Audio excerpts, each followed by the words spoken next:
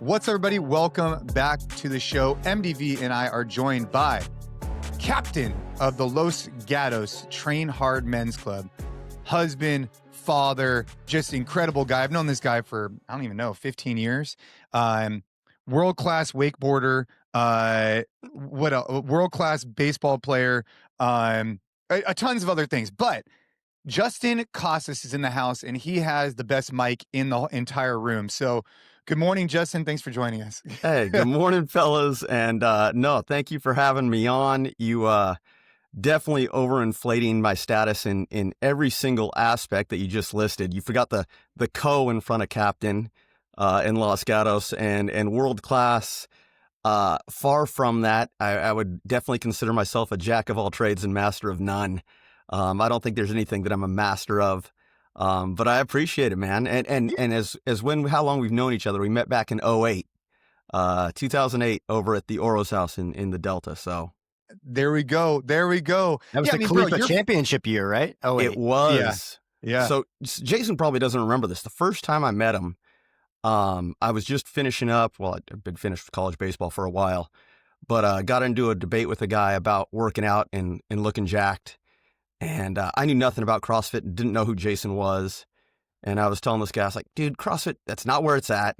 You can't get jacked doing that. And he's like, oh, yeah? I got a guy showing up in about 15 minutes. Tell me if you think this works. And in walks Jason. And I was like, oh, well, maybe I should kind of, slow down a little bit, slow your roll. And I guess it works a little bit. It works just a little bit. Sometimes. Dude, I didn't know that. That's funny, man. Dude, that's funny. You grinded it out. I mean, you played baseball. I was having a conversation the other day with a gentleman yesterday. Caden went to his private lesson for baseball, and there was a pro player there. This guy got drafted first round coming out of high school, actually from Midi, and dude, he's been playing 6 years, going between like A ball, double A, majors for a minute, back down, back up, different teams. Dude, I know you played at a high level in college. What was the reason? Did you have an opportunity to go play in the minor leagues? And then if so, why didn't you end up doing it? So long answer short is no, I just flat out wasn't good enough. I was good enough to go and play Division I ball. I was an average D1 baseball player. I thought I was good enough. I had some injuries my senior year, but anyone who says they has injuries and that's the reason that prevented them from going is just lying to themselves. We got to be honest. Okay. I was a 280 hitter in college, played at a mid-major school. We had some talent, but I go look at the guys who were first round draft picks or even later round draft picks. Those guys are all studs. I mean, I got a little brother who's 8 years younger. He was drafted by, now they're the Guardians, but by the Indians. And there's just levels to it. You know what it's like in jiu-jitsu. My goal was always to go play D1 baseball. And as a kid growing up, I remember when I was 10, I was probably the last kid on the team to make the all-star team. I was just barely good enough and was ready to quit. I was miserable because I didn't play on that all-star team. And I was lucky enough to have a uncle who played in the Yankees and the Giants organization. And he came over after one of our tournaments. I was crying, little kid. I was done with baseball. And he's like, dude, you want to play? You just have to outwork everybody else. You have to be so good that the coach can't not play you. And so that summer, my dad was generous enough and in a good position. We built a batting cage at the house. He put in 2 bullpen mounds in the backyard. We had a half an infield in the backyard.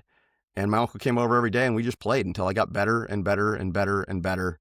And was lucky enough to have my school paid for and played some baseball against some really good ball players.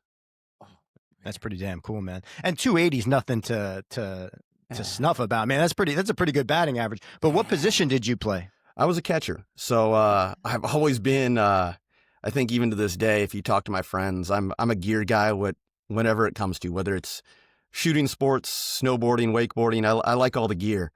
And so Montana Knifes Company, #1 purchaser, half-face blades. Hey, I just got my blood brother's Montana Knife Company, and it's nasty. But when I was a kid, saw the gear and I was like, man, that's cool. I want some of that.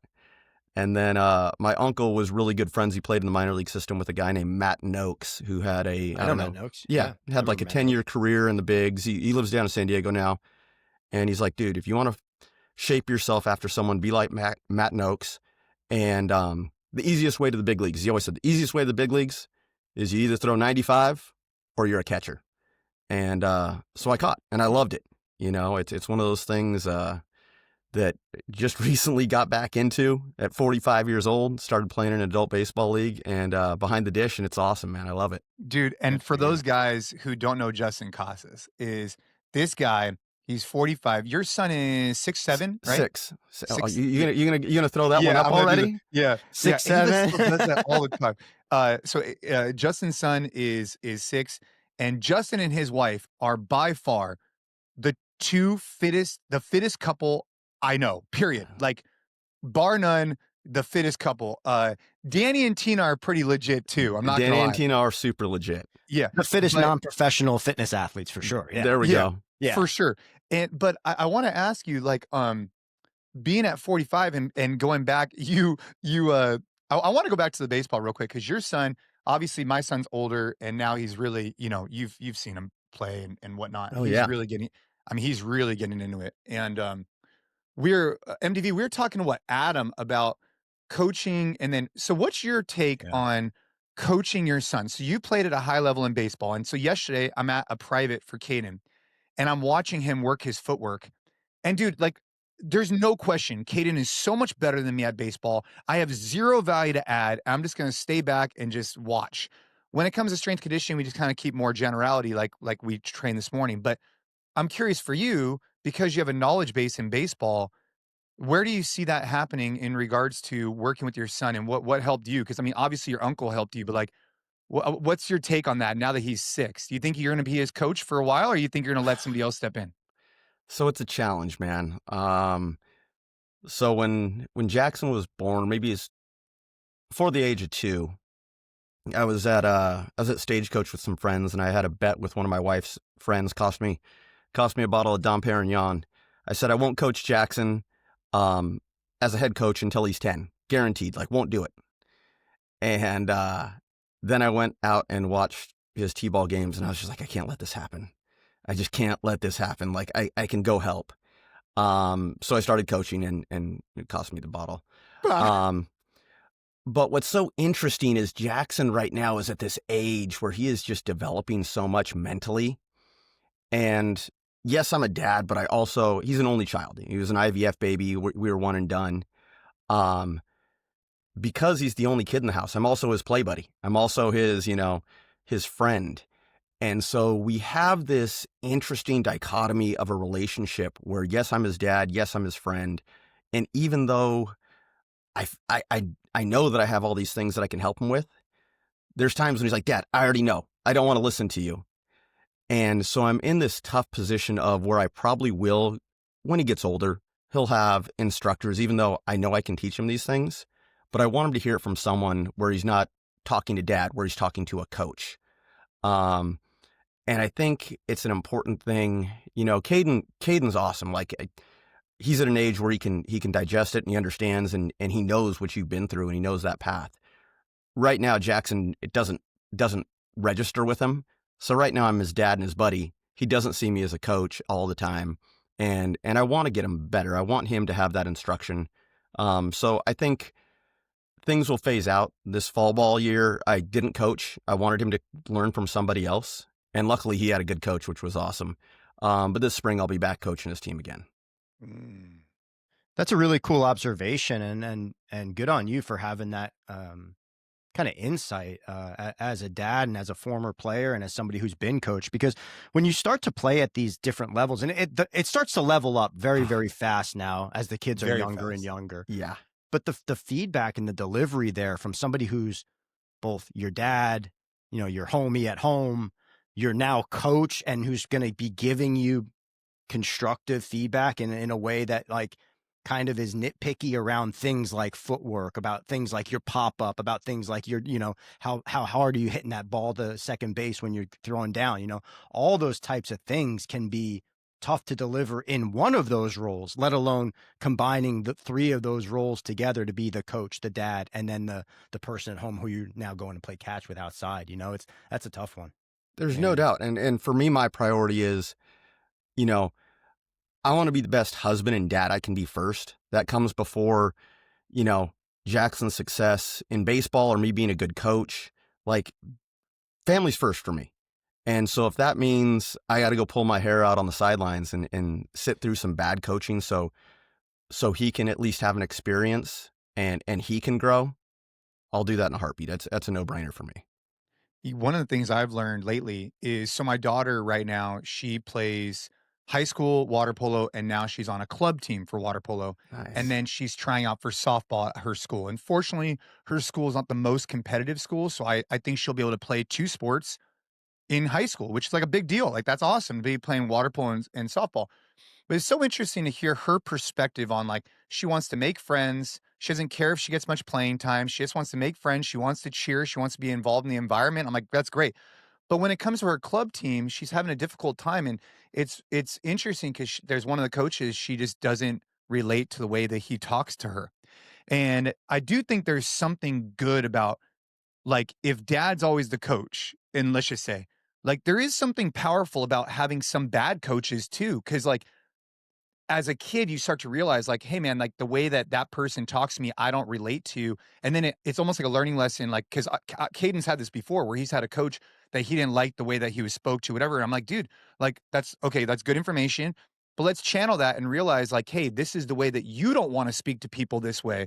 So all I'm saying is, like, obviously you want good coaches, but there is some value in having a little, kind of bad coach here and there to teach you where the good coaches are. Cause you don't know what you don't have, like, he doesn't realize how great of a coach dad is until he has some other experiences. So it kind of goes both ways, I guess. No, I'm totally with you. And to hit on the Ava point, you don't always get to choose who your bosses are, who your superiors are in life.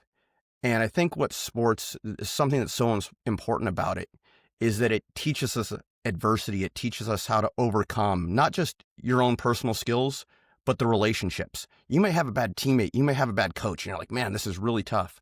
But it teaches you at a young age how to deal with those situations, how to deal with those personalities.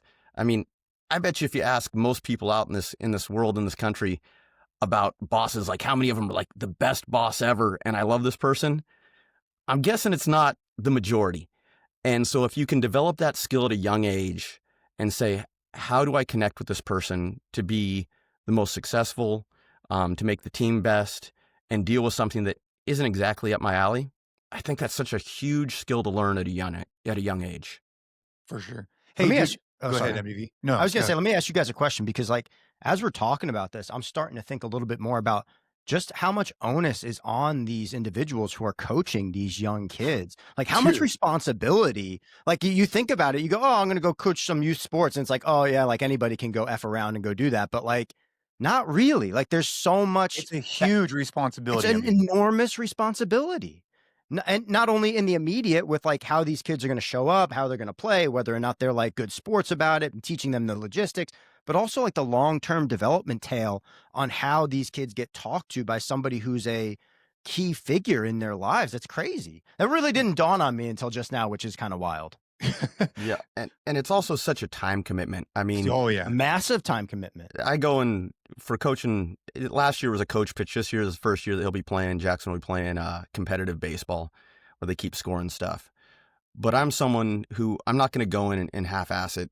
I'm spending hours per week, not just at practices, but writing practice plans, He's thinking having a about scout play. lineups. You're looking up the other teams, Oh, trying to dude. see what their defense looks like. and I'm trying to Paying make it. scouts to go to the games. Got that advanced scout out, hiding. I got Bill Belichick up in the trees with the camera videotaping. They got an up and coming 4-year-old who's going to be playing next year. Nasty. The kid's nasty. Hey, you need to walk this player right here. Yeah, exactly. No, just put them on. Put them on. We're good to go. But no, it really is a commitment and a labor of love. And I find it, luckily, I haven't had any parents, but I've seen it through other coaches of parents who just want to come and hammer on coaches. And I'm not saying all these coaches are great, but know what? They're out there. They're donating their time. They're giving back. They're doing the best they can. if as a parent on the sideline, if you've got to go talk to a coach and stand up, maybe it's time that you go and step in their shoes. Go walk a mile in their shoes. See what it's like. Go be a coach. See what it's all about. Because it is a challenge, and it's pretty awesome. All the people that are out there that are giving back, whether they're good coaches, bad coaches, it still takes effort, and it's impressive.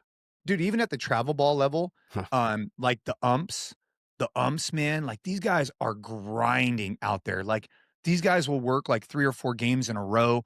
It's hot outside. Like there's the love of the game, and same with the coaches. I mean, even at travel ball level, sure they get paid, but it's not like they're getting paid a lot of money. And these college players that come out, I mean, anyways, I can't speak enough about the sports system, especially baseball. Like, dude, like, just the inspiration and the way that coaches can talk to you and can equate a sport with life is so powerful. Like I watched this coach Joey yesterday say something to Caden, and Caden was out there swinging with some soft toss, and he was nailing it, just crushing it.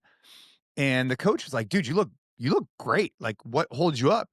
And I was like, "Hey, I have a thing," and I was like, "Hey, the mental side, right? Like, you're down in the count, you're down whatever." And he just had great feedback for Caden on like, dude, like how to approach the base, how to approach it. And then he equated it to life. And it's like, man, what other opportunity would you have to have another adult figure share some life perspective with the youth than in a sporting experience? Like, I'm not going to walk up to some kid at a park or at school and be like, hey, let me shine some light on winning and losing. Like sports give us great opportunity, especially as coaches.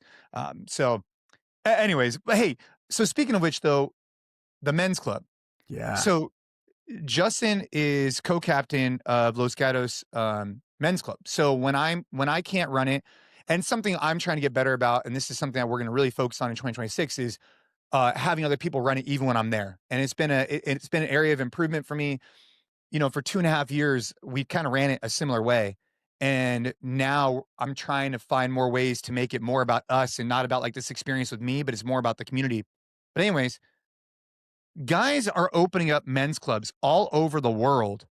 And to your point, Justin, like about the commitment and whatever, like there's no money being engaged here.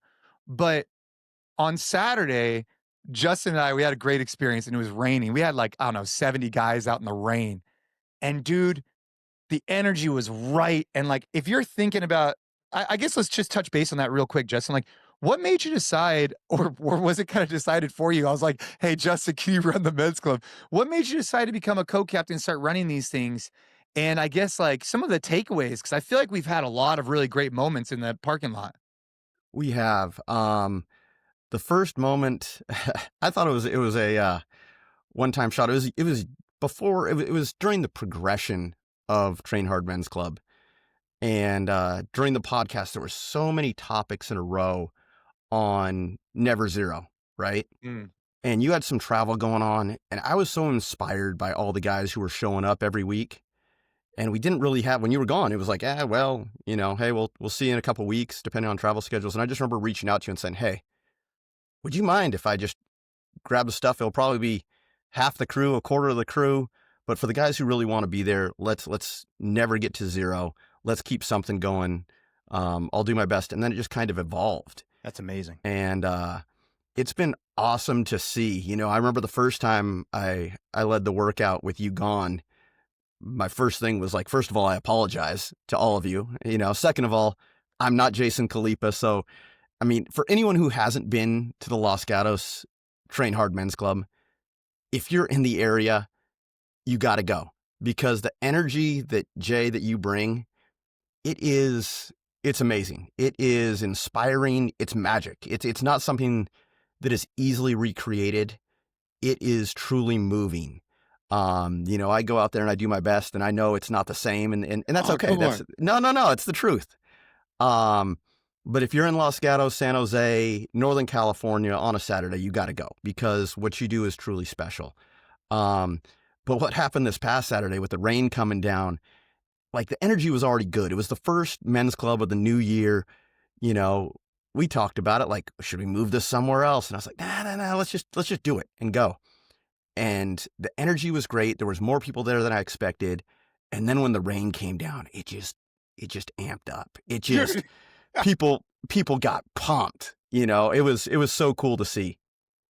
It went to that next level when it started raining. Yeah. Dude, well, because like Yeah. I'm looking at the forecast. I'm like, damn, like, so, for people, I know a lot of listeners of this show know what we do, but every weekend we host men's clubs all over the world. But in particular, at home, when I'm home, I'm hosting. If I'm traveling, I'm hosting. Basically, every Saturday, I'm hosting a men's club workout somewhere in the world, and we're going to do more of them in 2026. But, anyways, we start off and it's like, all right, dude, it's not raining. I wake up in the morning, I'm like, it's not raining. I was like, perfect. And we get to the lot, not raining. We start the workout. We're like maybe 20 minutes in. And dude, it just starts coming down. We're in the middle of an EMOM and it's just coming down. And I remember, I think I looked at Justin, I was like, hey, dude, do you think we need to change anything? Or like, should we stop or anything? He's like, nah, man, feels right. Or something like that. We just kept going. So, but that's the type of mentality of all the guys that are there. Like, I actually think some of them were actually looking forward to it raining because it just made it more gritty, more just like, hey, uncommon. Like, we're going to do the uncommon thing to make us better dads, husbands, whatever. So, yeah, what a hell of a weekend we had. That was Justin, great. let me ask you a question about that first day, or maybe the first couple of times that you captained a men's club, because I coached for a very long time in my coaching career. I certainly remember showing up to classes and being mega nervous about, is anybody going to show up? What are they going to think of me? Do I have imposter syndrome? And then actually this past weekend, I put the bat signal out to a few people in my local community, and for whatever reason, nobody showed up. It just ended up being a goose egg for me going down there and doing my workout by myself, which is fine. But did you have any sort of nerves about showing up and being like, man, what if nobody shows up? What am I going to do? Like, what happens at that point? What were you feeling that first time? Yeah. So I wouldn't say it was nerves. It's really rare. I've been lucky enough to compete in some very high profile games. I mean, playing baseball at LSU on Fat Tuesday night in front of, 10, 15,000 fans, which for some people is nothing, but that's pretty high level. You show up and it's like, dude, it's going down. But I didn't get nervous, but I was like, man, I just hope that there's 2, 3, 5. I think the first one I led was 20 or 25 guys, which was half the count of what Jay normally gets, and rightfully so. And I also I didn't stick to our normal routine. I wanted to make sure I didn't have to manage too much. So I did like a fight gone bad style workout, did 5 rounds. So we were doing the same thing pretty much the whole time. And my speech was, I still remember it as like, hey, we're training for that UFC fight, that jiu-jitsu fight. And we're not the guys who sit down on the corner in between rounds. We're not going to take that rest. We're going to be the guy who's on his feet, staring down at the other corner, staring that guy down, saying, know what? I don't need the rest. I can go right now. So we jogged every rest round. So there was constant movement for pretty much 40 minutes after we did our warm up and our beloved burpee test. We went for 40 minutes straight on a fight gone bad style workout, and it was awesome. It's not what we normally do, but it made it easier on me to not have to transition from one piece to the next, and it worked out pretty well. I think that's smart, man. I think that's a smart way to approach it, honestly, like just kind of deconstructing it in my head. Not only do you not have to try to replicate everything that Jason does when Jason does his thing, but now you give them a new experience. You keep them moving the whole time. You got different exercises each round. You got an opportunity to talk to these guys between rounds when the music comes down. I think you made a really smart choice there. That's cool. Yeah, man. Sure, And just to kind of like highlight this, especially if the captains are going to be listening to this podcast, like the vision has always been, well, maybe not in the beginning. In the beginning, I just like want to get guys together in a parking lot. But as this thing has grown, the vision is to make this bigger than me. And because otherwise it'll never be sustainable. I'll be traveling, I'll be out. And so success for me was looking back and seeing a picture, because we took a picture after every time, and seeing 25 guys, seeing 40 guys. Now, whether I'm there, not there, whatever, it's pretty much the same crew, Yeah. 50, 60, 70, 100 guys. It's like, that's the vision long term. And so if you're thinking about starting a men's club, like you got to have a co-captain and even a third captain, because the weekly repeated is so important. Like, and Justin, maybe you could shine some light on this because I talk about this a lot, but maybe you could share a different perspective. We get people who say, "Hey, I want to host once a month." And that's cool. That's great. But you're never going to be able to foster those type of connections because I think it takes, 5 to 7 times of people meeting each other before they actually start meeting each other. Like, dude, our boy Renee is on week 19 now, and that guy FaceTimed in when he was traveling or something. Like, we've had so many incredible stories. Like, this last week we had Michael come, Yeah. who was a member of CrossFit Santa Clara 15 years ago, and he showed up at the lot. And so, anyways, like, what's your take on that? Like, how many times do you think a guy comes out before you start seeing them come to coffee and really start to engage with the overall community? I honestly think the weekly number has to happen. Um, I think you're doing a disservice, personally, and this doesn't, I don't want to, push anyone away. If you're going to be a once a month guy, that's awesome. Come once a month. That's totally cool. I don't think it's right for that person to be a captain. People need that repetitive nature, kind of like what we're doing with the shoulder to shoulder challenge Mm. of developing the habits of 45 burpees a day. Um, you know, there's something about being accountable to yourself, about being accountable to others, and saying, I'm going to do this. Like, it was a couple weeks ago when you had either a birthday party, you had some event, and you were like, man, I'm out late Friday night, but I know I got to get up Saturday. You just got to make it happen. I mean, this past week, for my Christmas present to my dad, I took him to a Warriors game Friday night.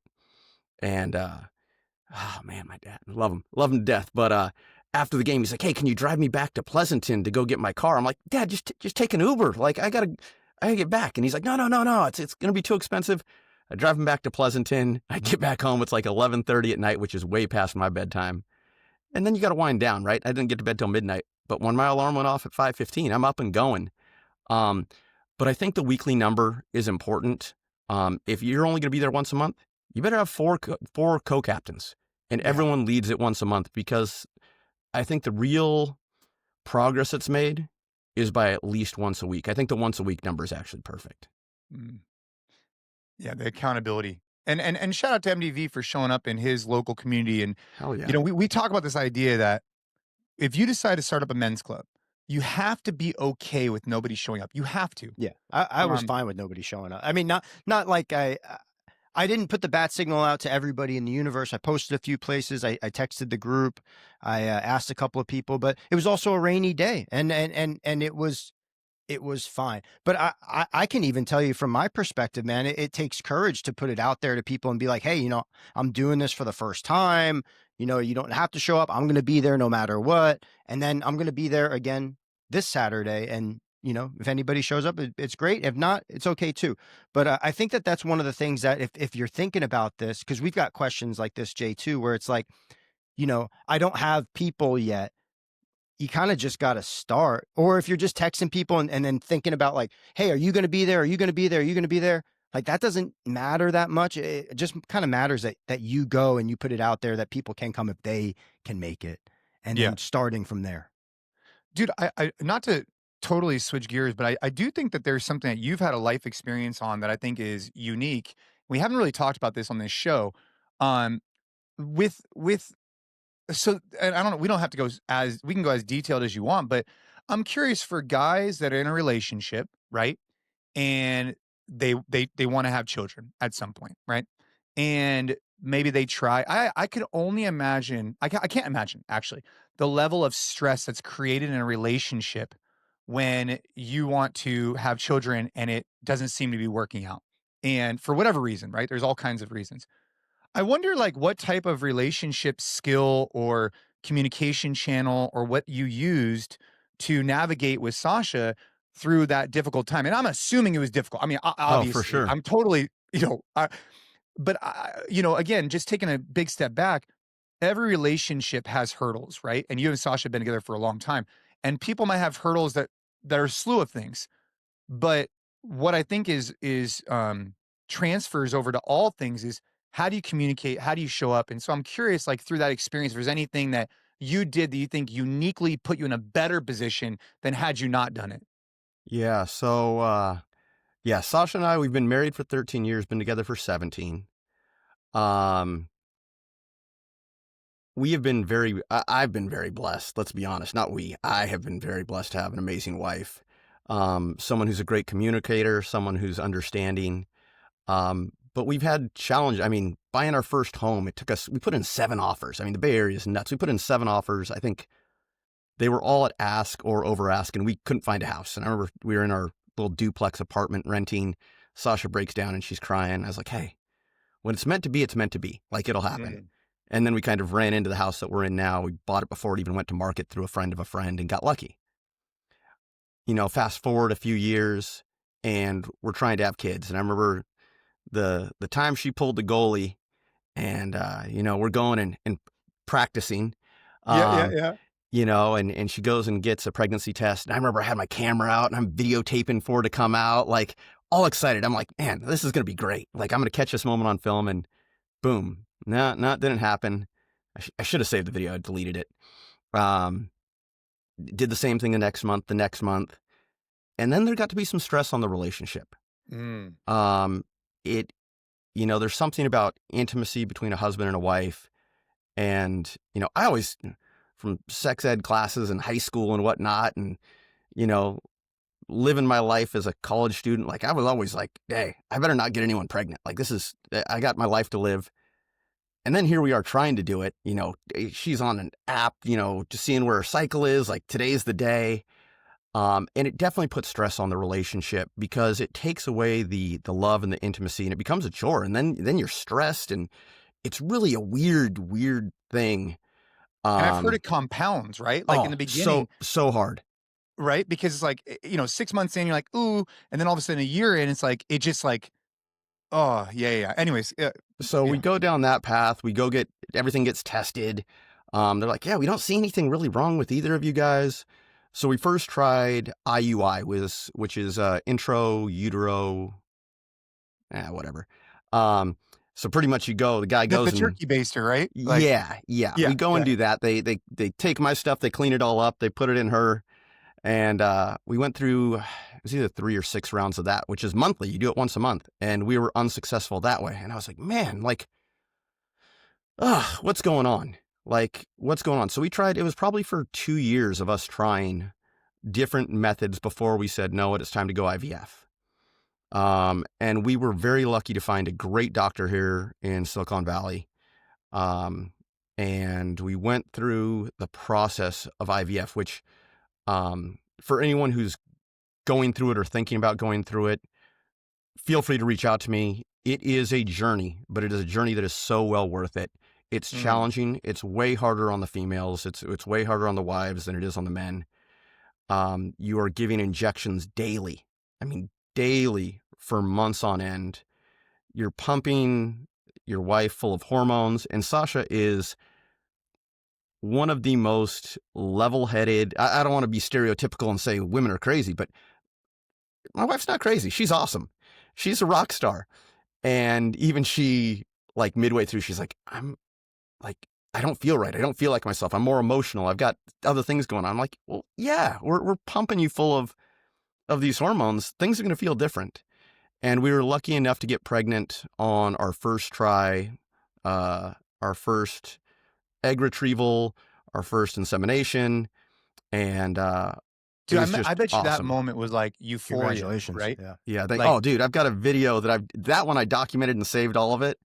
And I still, I think I saw that video actually, or say maybe Sasha shared something, but you know, we talk about these moments of euphoria is like a term that I had used when Ava got first sick with leukemia. You know, it's not ideal and pretty crappy, but then you have these moments that just like shine bright because you've had these trials, right? And you had what, 3-4 years of difficulties that made that thing that much even more beautiful, right? Yeah. Anyways. No, it's a process, and it was interesting because we kind of kept it quiet for a while, and it was one of those things that we shared with close family and friends, but I don't know, Sasha didn't want to share it. And then finally, after about a year, after Jackson was a year, she's like, you know what? I think there's so many people going through this now. Let's go public with it. And I was like, hey, I'm down. Like, this was your call. And it's amazing how many people have reached out to me, friends of friends, saying, hey, what was this experience like? What should I expect? And it's not easy, but again, it's 100% worth it. And Justin, you became a dad at 39 or around 40? 39. 39. And that, I mean, in the grand scheme of things, I don't want to say that's a little later in life, but that, I mean, that's on the, approaching 40. It I'm is. past the 40 mark. I Yeah. don't have kids right now. What was your experience with becoming a dad at that age? And how did your life and your perspective change on, what you're thinking about in terms of like your vision for a 39 or 40-year-old? Yeah, so I knew I always wanted to be a dad, and Sasha and my plan was always to have 2 kids. Now it stopped at 1, but I grew up in a family of 4. My mom was one of 8 children. Like Christmases, holidays, I loved having these big family gatherings. It just felt like home. Yep. And so being a dad at 39, I knew I didn't want to be and there's no knock on this, I didn't want to be the 80-year-old dad at my son's high school graduation. But Sasha and I also prioritized our relationship first. So we knew after we got married that we were going to take some time just to be the 2 of us. And we did a lot of, we traveled, we partied, we bonded, we did all sorts of things. We had neighbors next door and they said, man, you guys are living that dink life, that dual income, no kids. Yeah. And we lived it up and it was awesome. But there comes a point in time, I think, for most people that you say, you know what, there's got to be something more. And friends have told me this, and I'm going to repeat it, and it won't hit until you become a parent, but you will never love something as much as you love your child. Like, it's just a different emotion that you can't describe to anyone until you're there. And it's one of those things that is so fulfilling. It's challenging. It's challenging. You get sleepless nights early. You get back talk in certain years. But there's nothing better than being a parent. For me, there's nothing better than being a dad. Well, and Justin is the example of, when we talk about the idea of protect and provide, to be able to run, carry your kid, to be able to do all those things. Like, Justin's probably in better shape at 45 than he probably was at 35. No doubt. Right? And that's pretty remarkable. And I'm not going to say, obviously the men's club is a weekly thing. It's more social than it is a workout for a lot of us. It's a hard workout for sure, but it's very much so a social environment that we create. But like, dude, to be in better shape a decade, like this decade than last decade, is just a testament too to, like, if you're in a position like Justin was and you're in your late 30s and you want to have kids, or maybe even early 40s, maybe even late 40s, right? Like, something that's in your control is taking care of yourself. And dude, I'm telling you, I have met dads that are in their 20s, and I've met dads that are in their 40s and 50s actually. And you can have a dad who has more energy, can be more present, can show up more in their 50s than even in their 20s or 30s, because they take care of themselves. It makes a huge difference, because, dude, when you get home from work and your kid wants to go razzle dazzle, do whatever. Jackson's a great example. He's at a perfect age for this. If you're not taking care of yourself, man, it's hard to be able to show up. It is, because you're tired. So What flipped that switch for you, Justin? Because Justin was, I've known Justin for 7 years now or something like that, through NC Fit and seeing him at the gym. And Justin was never out of shape completely. Like, we're not trying to throw him under the bus here. He's never like, on the couch eating Cheetos and stuff like this. But there's been an amazing physical transformation. And I think that that's also extended well beyond the physical into the emotional, the personal, all this kind of stuff. But to see you now operating at such a high level is pretty incredible. So what fueled that? And then, like, what has changed for you with this in your life? So, agreed that I'm in better shape at 45 than at 35. I was in pretty darn good shape at 25 when I was finishing up my college career. COVID hit, number one. All the gyms shut down. At that time, I got into, I was a new dad. Couldn't really work out. I had some stuff at home. I got into cycling, road cycling, Lance Armstrong, full spandex. Ask my wife about it. She still says it was the sexiest time of my life. The gear. He's the gear. A gear. He loves guy. the gear. I forgot about that. Yeah. Dude, I borrowed this guy's gear for like everything. I still have actually a belt of his for the tactical games. And then I borrowed your bike to get ready for that century ride. Yeah, the century ride. But coming off of COVID, I was trying to get back in the gym. I wasn't motivated. And this ties into something else. And I'm kind of an open book when it comes to this. I was down in Mexico for a friend's birthday, and one of my brother's buddies was there, and he's a graduate from USC. He's got his doctorate. He's now a personal trainer. And I was like, man, I'm not feeling the same. And he's like, dude, go get your blood work done. And I don't know if you guys are still working with blokes. I went through a different company and I got tested for all my testosterone levels, everything. I've now been on TRT for over 2 years. It was 2 years in October. And what's interesting is my start of getting on TRT coincides with when I started showing up to the men's club. Now, I think both of those are correlated in my fitness. It's also when I started jiu-jitsu. Like all this thing started happening, but what really set it off is I was working out probably 3 to 4 days a week. But I was grumpy. I was sleeping horribly. I couldn't sleep through the night at all. I was tired. Like you talk about it, I'd get home from work and Jackson would want to play. And I was just like, buddy, I'm gassed, man. I am gassed. And so got my blood work done, and I wrote down numbers because it's been a while. So I had when I got tested, I was 43 years old, and I had 231 total testosterone, 3.2 free testosterone. And the doctor looks at me and goes, what are you doing? She was like, I don't see candidates like you work out. I was like, yeah. And I was like, but I'm not looking the way I want to look. I'm not feeling the way I want to feel. So she's like, let's go. Like, let's try this. So I'm on 120 milligrams of testosterone cypionate per week. I do 2 injections per week. So I cut it up in half to keep my levels balanced. And my last test, I'm almost due for another one, was July of 2025. And my total test now is sitting around, like the one before this was 750. This one was at 790. And my free is at 16.1. So what that has done for me, one, I'm someone, like you say, a gear guy. But if I go spend money on gear, on whether it's a bike, whether it's catcher's gear, whether it's a wakeboard, whether it's a snowboard, whether it's a pair of running shoes, spending that money motivates me to go do those things. Like I am not going to waste my money. Part of that comes with the TRT. If I'm gonna go spend my money on this, you're not gonna get jacked by shooting yourself with TRT and sitting on the couch and eating Doritos like that. You're just gonna get fat. But it changed my outlook on things. I was always a late night TV watcher. I was someone who would stay up till 1, 2 in the morning. I own my own business. And my business doesn't really kick off until 9:30. So I could stay up late and I could sleep in late. But if I wanted to work out, it was always at 5:30, which is taken away from my family time. And I was like, I need to change things. So I was like, I'm just going to start working out at 6 a.m. every single morning, whether I like it or not. I'm going to be accountable to myself. I'm going to go do it. And the first week, it sucked. I still couldn't fall asleep in time. I was going to bed at midnight, waking up at, 5:15, 5:30, hitting the snooze button. And the first week was brutal. And then all of a sudden, I want to say it was like 5 or 6 days in, one of the nights hit and I crashed hard at like 8:30. And it just reset everything for me. And all of a sudden that pattern started developing.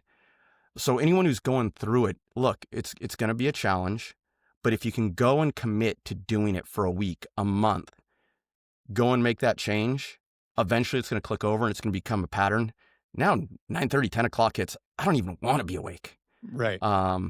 And it's been such a benefit to me to be a better husband and dad because I go and do it before Sasha and Jackson get up. I'm back right when he's waking up usually. I can help him get ready for school. The day happens, I go to work, I'm more productive.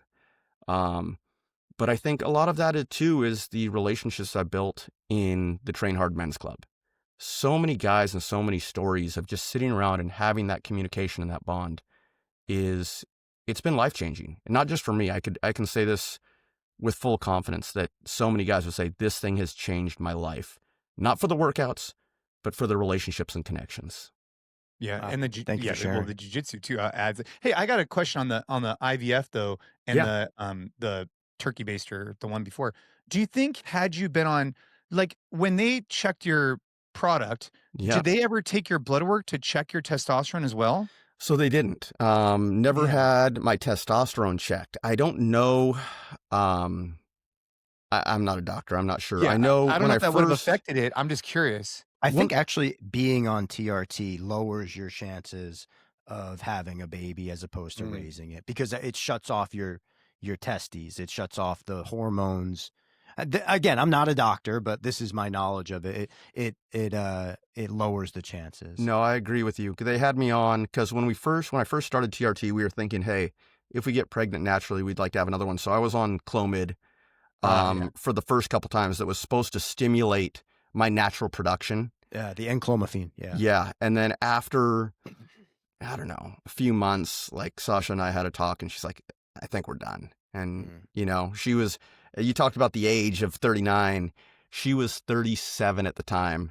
And I remember every doctor's visit we went into, they always said, well, it's a geriatric pregnancy yeah. at 37. That She's word like, is like triggering for hey, like geriatric. Yeah. I mean, it was kind of crazy. So we've decided to go that route. But yeah, I don't think it helps in that way. I actually think, as MDV says, I think it hurts. But yeah, It's really interesting though that you talk about blood work and you talk about TRT because I remember a guy from the men's club calls me. He's like, Jason, I eat right. I do everything you're talking about. Like, I get it, man. But he's like, I got 5 kids. I'm tired. I can't do it. He goes and gets his blood work done. And literally he got on enclomiphene. It's been life changing for him because his just hormonal body was off. And I think that's the next level in attention is going to be, hey, before we start prescribing you nutrition, workouts, all these things. I mean, it's going to help for sure, but let's figure out what's underneath the hood, and really start making some changes. So, dude, that's awesome. That's had such a great impact on you. Um, by the way, are you going to the jujitsu? Are you going to the belt so ceremony this weekend? I will be going. Our good boy Tony sent me a little video the other day. Here's the guy who hasn't shown up to class in 3 months, showing up for belt promotion day, saying, what's up? I will be there to go and support certain people who may or may not be getting promoted. I've got some ideas on who's leveling up and who's getting some stripes. I will be there in street clothes. I've already told Eric I am not worthy of being promoted yet, but I will be there on Saturday to support, to be part of it. But yeah, You guys train at the same gym? Yeah. Same jiu-jitsu gym? kind of like I can't even claim that I trained there anymore. But when I do show up and Jason happens to be there, you want to talk about humbling. Yeah, dude. You want to talk about humbling. I've been in the deep end. I remember. I was talking to some guys just last week, and I said, rolling with Jay is like rolling with a gorilla. Even when I'm in top position, I still feel like I have zero control. I feel like I'm always in a bad position, even when I'm in a good position. Well, dude, so hey, MDV, what do you think about this? Justin goes and competes at a white belt level at a local tournament and wins. Does really well. He's been a white belt now for 2 years. He has like 50 stripes. But because he's inconsistent, he doesn't want to get his blue belt. I think he easily rolls at a blue belt level. So I mean, anyways, the belt system in jiu-jitsu is it can be all over the place. It's great. It can be all over the place, but I think the consistency, at least when I was training consistently, was what put me over the edge for getting promoted, was the showing up to class. And just like you said with the baseball example earlier, it's the guys that just keep showing up and just keep taking their knocks and don't give up. Yeah. And those are the guys that eventually make it to black belt, the guys that just don't give up. Yeah. And there's also something like, I used to love dropping in at CrossFit gyms. I've dropped in a few times now at different jiu-jitsu academies, went over to Kyotera, and I really love being this undercover sniper. Like, I broke out my old belt when I went there that had no stripes on it. I just wanted to show up with this white belt. I was friendly to everybody. I want to be super respectful. I want to be the quiet guy who's listening. And then when it's time to roll, I want to steal your soul. I want to, and I did the same thing in CrossFit. I'd show up to gyms. I'd wear my NC Fit shirt. I'd bring gear for the coaches, super nice to everyone. And then it was 3, 2, 1, go. I am smashing this workout. I'm going like it's the CrossFit Games. And then when it finishes, I refuse to lay down, and I'm shaking everyone's hand and telling them, man, you crushed that. Like, you did so good. But deep down, I wanted to be the nice guy that just snatched your soul and said, you know where we're at. That's when they send over Jason. Hey. After the first roll with a few white belts, they send Jason over to end your The mat enforcer career. The mat enforcer comes over and just puts it on me. Yeah. Oh, my man. goodness, funny. Dude, so before we kind of wrap up here, with you and Sasha being married 13 years, right? I am curious, what's your take on, because I know you guys go out, like, I know you guys go do your thing. And when you had Jackson, I imagine that inhibited a little bit because you guys, to me, when I looked at it from the outside perspective, right? You're up at the Delta, you're doing this, you're doing that, you're like very active, you're always doing these things. And then you have a kid, which obviously was like this incredible experience, but I'm sure it kind of threw you off of your normal scheduling in terms of like doing things. So is there something that you and Sasha had to do in regards to your lifestyle to kind of make sure that you found that balance between obviously wanting to show up as parents, but then still having time for yourselves? And like, how do you guys do that now? Because I know Ashley and I, we have kind of like things that we incorporate, but I'm curious your take on that, especially going from like this, whatever you call it, two sources. Dink life, that dink life. Dink life. Going from a dink to a parent, what was that process like in terms of the relationship and then prioritizing each other? Because I think there's going to be a lot of takeaways for a lot of guys, including myself, on that. So there's a couple aspects to it. Again, Jackson was born August 2019. The country shut down March of 2020. So the first 6 months, you're trying to keep this thing alive. You're a new parent. You don't know what you're doing. Then the world stopped. And so even if we were still living the dink life, we wouldn't have been able to go anywhere.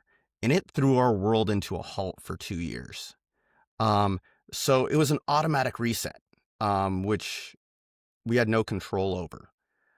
The other thing is we were super blessed to have my mom living super close by, Sasha's parents living super close by, having a village to raise a child early on, especially when you're a first-time parent. It's hard to trust someone with your kid when your kid can't talk, can't walk. So to have a parent I'm always amazed at parents who have, no family in the area, have new kids, because like you always say, like the nurse told you, like, remember to keep your date nights. It's so important for a relationship to have that individual bonding time. You still got to date your wife. If you ever stop dating your wife, things are going to fall apart. I'm a firm believer in that. And so we try and find a balance of things that we want to do where Jackson's included. We go to Tahoe. Yeah, he's coming with us. I tried to convince Sasha. You came to High Rocks and you brought, he came. Yeah, Jackson was there. We watched it. We watched Roman. We watched Danny and Tina's son while they were racing. Like, it was perfect. But there's also times when we want to do things solo. Like in a couple weeks, we're going to Vegas to go watch the Eagles at the Sphere. And so we're lucky enough to have Sasha's parents who are going to watch him we're only gone for a day, but we'll watch him overnight. But finding that balance is tricky. Even at 6, I don't know if I'd let Jackson spend the night with maybe a friend. They'd have to be a really, really, really close family friend. But with a parent, yeah. So you got this window that this balancing act is real tricky. And we've just been blessed that we have people in our lives that are close by that we can trust and rely on. Yeah, that age, the 6, like, yeah. Because at my kid's age now, right, they're almost at a point where we could leave them overnight by themselves. Yep. We're not quite there, but we're close. Like, I mean, we leave them home alone a lot, but not, I don't know, overnight would kind of be, it's still not quite there yet. But yeah, I'm with you. But yeah, I agree, man. I think, look, dude, Justin, I mean, we've known each other a long time. MDV, we've all known each other a long time. Yeah. But I think what's important is like, you evolve and you grow and you change. And like, the thing about it is, I hope what you guys hear from Justin is like, first off, the TRT thing, going through trials and challenges, but to be able to be a present, active, crushing it dad at 45, dude, it's possible. And you could do it. And if you don't have a group of like-minded men around you, dude, go find a Train Hard Men's Club. Go find even our friends at F3. That's another men's organization. Great. And if you're doing the shoulder-to-shoulder challenge right now, hell yeah. If you're not, when this releases, you might still be able to jump in it. We'll put in the podcast show notes. You can still register when this releases. Yep. You can. And then after that, we're closing it. We're closing it this week, right? Friday? Yeah, it should close at the end of the week. So right now, I looked up the numbers before we started this. They're 24 to 48 hours delayed, and we have 2,468 people registered. Let's It's a go. lot of people. Get it. I anticipate by the time we close this, we'll be at 2,600. And the challenge, if you've been listening to the podcast, it's got 5 parts to it. It's awesome. But the goal is impact. And we're going to impact men in 3 ways. Fitness and shoulder to shoulder challenge. Hell yeah, join us. Live virtual calls. They're not recorded. Jump on Thursday morning, 6 a.m., get some juice and go crush the day. And then, of course, the number one, go find a men's club in your local environment or go start one if you're inspired like these guys are, and hit me up and let me know if I can support you on that journey. Once you get it going for a few weeks, we'll add you onto our map. But you got to be able to show that you can be consistent with it and have a co-captain before we can do that. Hell That's all yeah. I got. You Dude, got to find a Justin. You We got to find a gotta Justin. we gotta plan a trip down to Oceanside and go join the Oceanside Men's Club and Dude. let MDV put us through it, and then maybe do a little body surfing afterwards. Oh, yeah, the body Well, right surfing. now the water's about 60 degrees, so we'd be freezing in the ocean right now. But built-in cold plunge at the. It's not even an official men's club yet because I haven't been consistent enough to show up every weekend with this back surgery. But I'm going to show up again this Saturday and the Saturday after that, and then hopefully every Saturday going forward. And finding those co-captains, it's so, so, so important because there will be a time where you will feel, and the weight gets heavy. The weight will feel heavy. You're going to feel obligated to these men to show up. And if it becomes something where this passion of yours, you start building resentment for it, like you gotta have other guys that take it on. Because otherwise that's not going to be good for your relationships. That's not going to be good for all these different things. So you have to be able to, be able to delegate that out. And I'm super excited to hear how it goes when you're there and somebody else is leading it. I think that's a really great 2026 kind of goal for you to see how it goes down when you're there and then somebody else is captaining. We're getting closer to that. Like Justin ran the finisher last week. Ahmed jumped in, did a part. I mean, frankly, honestly, like this weekend, if somebody wants, like, if Justin's like, hey, bro, I'll take it from this point to this point, that's fine. I'll probably still, if I'm there, kick it off just because. Yeah, just because. But I think as far as like running the workouts and stuff, yeah, it's a big focus of mine to make this. When we talk about the mission and we talk about train hard, leveling up men, the mission is bigger than me, bigger than Justin, bigger than you. It's about us, and we need more us's in the world to grow this thing. And that's why I want to travel in 2026, because I want people to see this attention to just lifting men up and having a positive environment, and then have them go do that in their local communities. So that's it, Justin, bro. Yeah. I appreciate you for being on the show today. Hey, I appreciate you guys, man. Thank you so much for having me. Thank you, Justin. That was awesome. And if you're not watching this on Spotify and not seeing Justin's background, Justin's wife Sasha, I'm not going to call it as an additional job. She does voiceovers. So this guy's got looks like he's a professional podcaster, and yet he's just jumping on with us for the first time here. So I'm a gear guy. Remember, I got to have all the gear. They're trying to revive that dink life, trying to get more incomes going on. Yeah, we need like quink, the quad income. Yeah, we got to end this podcast. We're going to end up with a word we can't say on air. All right, everybody, check out the podcast show notes for all the links to the calls, to the meetups, to the shoulder to shoulder challenge. Appreciate you, Justin. Thank you, MDV. Keep training hard. See ya.